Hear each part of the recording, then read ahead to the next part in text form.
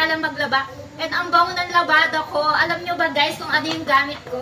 Eto lang naman, si Harmony Laundry Detergent. Sobrang bango niya guys. Ay, sorry, hindi siya sobrang bango. Mahinhin lang yung amoy niya. And ayun yung gustong-gusto kong amoy. Hindi sobrang bango, hindi sobrang tapang. Pero, mild lang yung amoy niya. Ayun kasi yung gusto ko. Ay, ako naman ang walang amoy. Gusto ko, mild lang yung amoy. So, kapag bumili nga kayo nito, nung nabili ko nga to, naka-sale lang to. Naka 200 plus. Pero, ganitong karami na siya, guys. 2,000 ml. And meron pa siyang kasama na 500 ml. Ito nga, malapit na maubos to.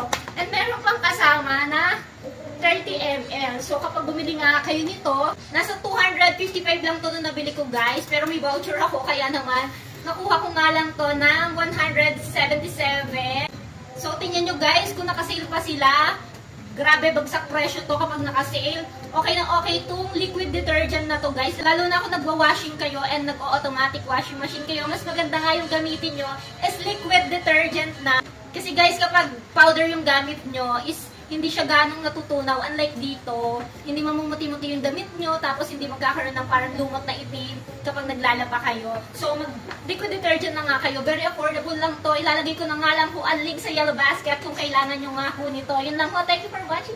Bye!